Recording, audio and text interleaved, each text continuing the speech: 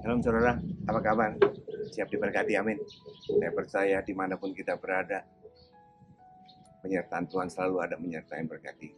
Saya masih ada di Manado, dan saya percaya Tuhan tempatkan, Tuhan kirim di sini untuk saya jadi berkat, untuk jemaat juga diberkati, dan setiap mereka yang dengar diberkati.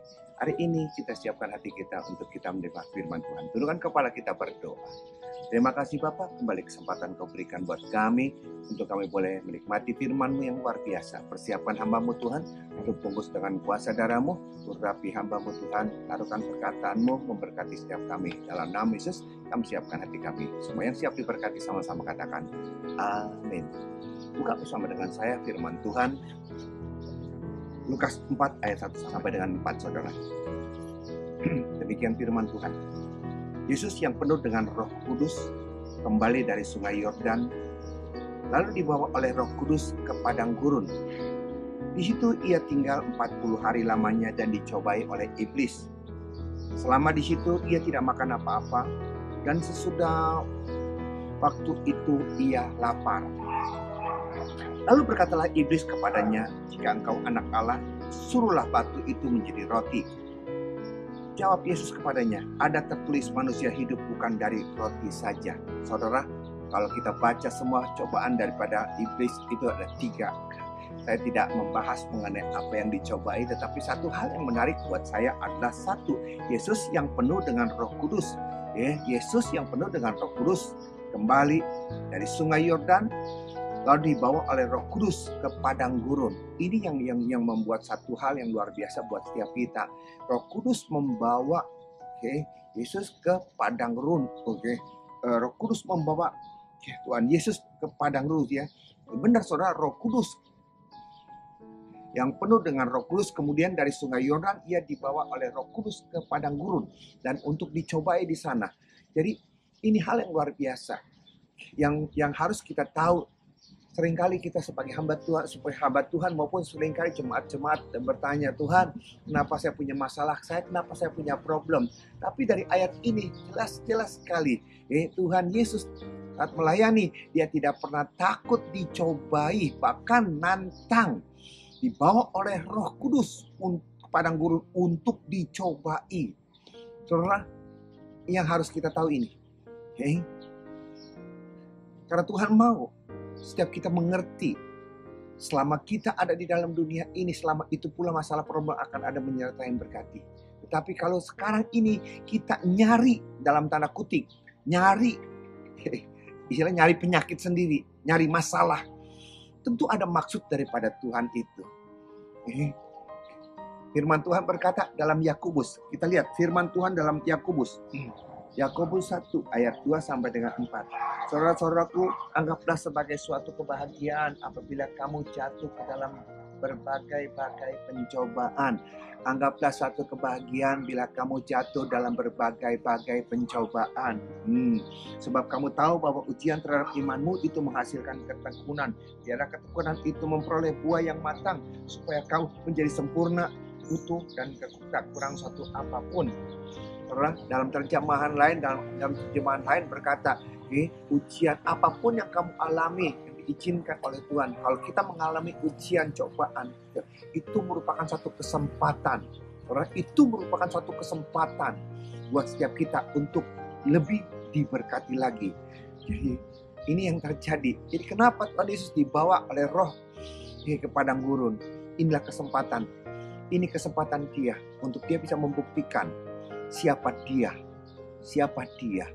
Karena berapa banyak kita yang tidak mengerti, kita menganggap masalah itu akan menjadi satu momok buat setiap kita. Tetapi buat kita orang percaya, ujian, masalah, problem adalah kesempatan untuk kita naik tingkat, naik level. Saudara pernah kuliah, saudara pernah sekolah, saudara kita pernah menikmati, kita pernah mencicipi itu namanya sekolah.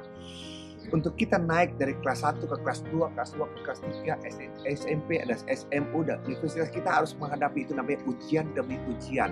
Tidak ada orang yang bisa naik tingkat, naik kelas tanpa ada ujian. Dan ujian di sini adalah untuk membuat mengerti dan kita tahu kita sudah selesai, kita sudah lulus, kita sudah mampu, kita berhak untuk masuk ke tingkat level yang lebih tinggi lagi. Ada amin, saudara. Demikian juga kehidupan kita di dalam dunia ini. Ujian, masalah, problem itu adalah kesempatan untuk kita lebih lagi diberkati. Ada amin. Tanpa ada masalah, problem, pergumulan, kita stuck jalan seperti itu saja. Contohnya kita akan lihat di sini, saudara. Kita akan lihat contohnya karena ujian, karena problem, karena masalah kita di sini naik tingkat. 1 Samuel 17, saudara, ayat 25-26. 1 Samuel 17. Bagaimana kita melihat 1 Samuel 17 ayat 25-26. Saudara, firman-Nya berkatalah orang-orang Israel yang sudahkah kamu lihat orang yang maju itu? Sesungguhnya ia maju untuk mencemooh orang Israel. Orang yang mengalahkan dia akan dianugerahkan raja kekayaan yang besar.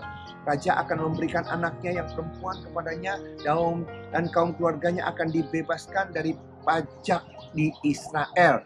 Lalu berkatalah Daud kepada orang-orang yang berada di dekatnya, apakah yang akan dilakukan kepada orang yang mengalahkan orang Filistin itu dan yang menghindarkan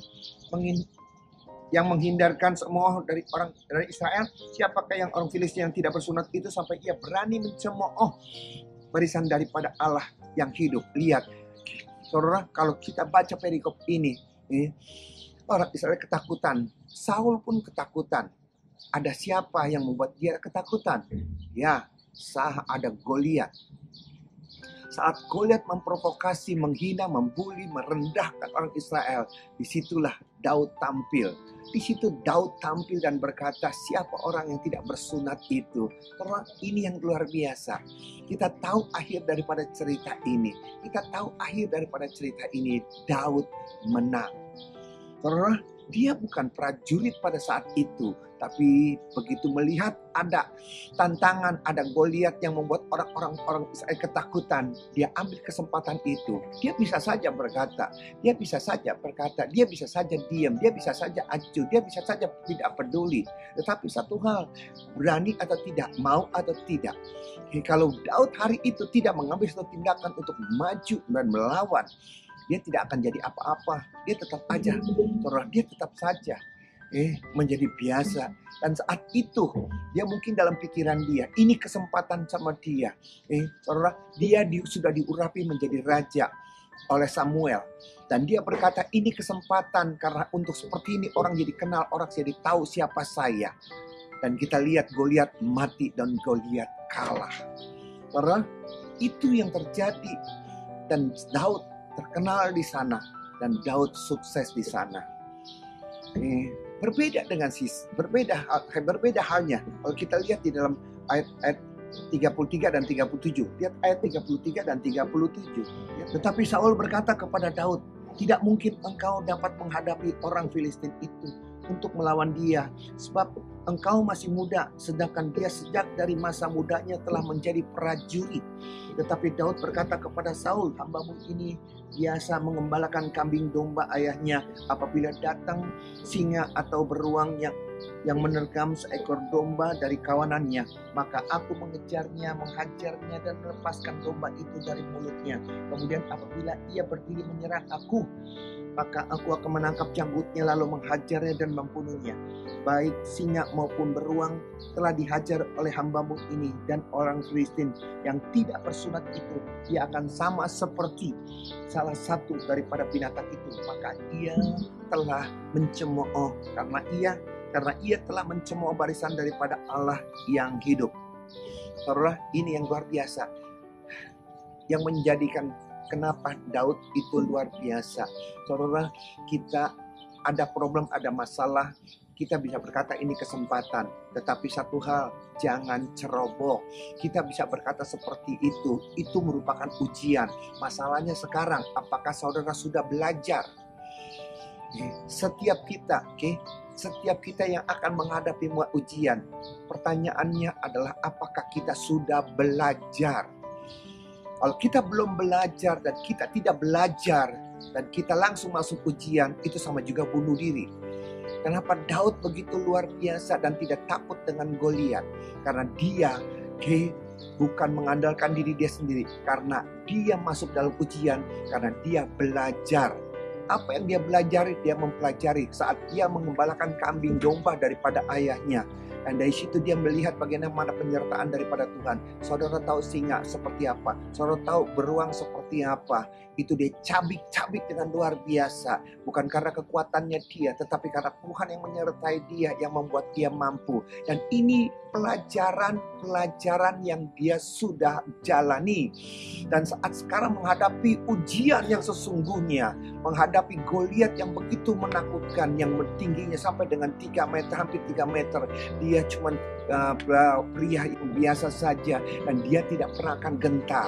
Kenapa dia tidak gentar menghadapi ujian? Kenapa dia tidak gentar menghadapi Goliat yang begitu menakutkan, raksasa? Karena dia sudah belajar day by day penyertaan daripada Tuhan. Waktu Tuhan menyertai dia menghadapi masalah problem sehari-hari dia, Tuhan meluputkan dia. Dan Tuhan yang sama yang meluputkan dia. Tuhan yang sama yang meluputkan dia menghadapi Goliat. Itu yang menjadi kekuatan buat dia. Saudara, judul khotbah saya pada kesempatan hari ini adalah masalah adalah kesempatan. Amin. Masalah adalah kesempatan. Tetapi jangan sampai kita sembrono. Waktu kita menghadapi ujian, apakah kita sudah belajar di sana? Itu yang menentukan apakah kita akan lulus atau kita tidak akan lulus. Saudara, ini yang terjadi. Beda dengan Saul, saudara. Saat menghadapi ujian itu semua, dia takut. Dia takut. Karena apa? Karena waktu dia belajar, waktu dia menyertakan Tuhan, dia gagal di sana. Dia gagal. Kita lihat di dalam firman Tuhan dia berkata waktu dia gagal di sana di dalam 1 Samuel 16 ayat 14. Firman-Nya berkata apa? Tetapi roh Tuhan telah mundur daripada Saul, dan sekarang ia diganggu oleh roh jahat yang daripada Tuhan. Ini yang terjadi. Dia gagal penyertaan Tuhan, tidak ada menyertai dia. Saudara, kalau Tuhan tidak menyertai dia, menghadapi manusia biasa, problem yang biasa saja, kita mungkin bisa kalah. Apalagi menghadapi Goliat yang begitu gagah, yang begitu perkasa, yang begitu powerful. Karena ini yang harus ada dalam setiap kita. Kita tidak pernah akan bisa mengambil masalah itu menjadi kesempatan untuk kita naik pangkat, naik tingkat, kalau kita tidak pernah belajar dan kita tidak pernah mengerti. Dan di situ Roh Kudus undur. Saul tidak berani. Itu yang terjadi. Demikian juga waktu di dalam bilangan 13 ayat 27-31. Firman-Nya berkata, mereka menceritakan kepadanya, kami sudah masuk ke negeri kemana kau suruh kami. Dan memang negeri itu berlimpah-limpah susu dan madunya. Dan inilah hasilnya.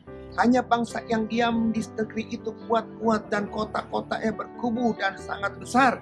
Juga keturunan enak telah kami lihat di sana. Saudara, ini yang terjadi. Umat Israel tinggal mengambil tanah Kanaan di sana, tinggal meraih, berebut kemenangan di sana. Inilah ujian terakhir untuk mereka lewati, untuk mereka lepas daripada pengembaraan. Mereka yang mengembara hari ini, saat mereka masuk Kanaan, kalau mereka masuk Kanaan, mereka akan meraih tanah perjanjian. Mereka akan meraih, mereka tidak lagi ngontrak-ngontrak, mereka akan memiliki tanah sendiri. Tapi mereka gagal. Kenapa mereka gagal? Karena mereka waktu belajar mereka tidak lulus. Waktu belajar mereka tidak lulus. Padahal pelajaran-pelajaran yang mereka lihat, 10 tulah luar biasa, tuh laut terbelah, air menjadi darah.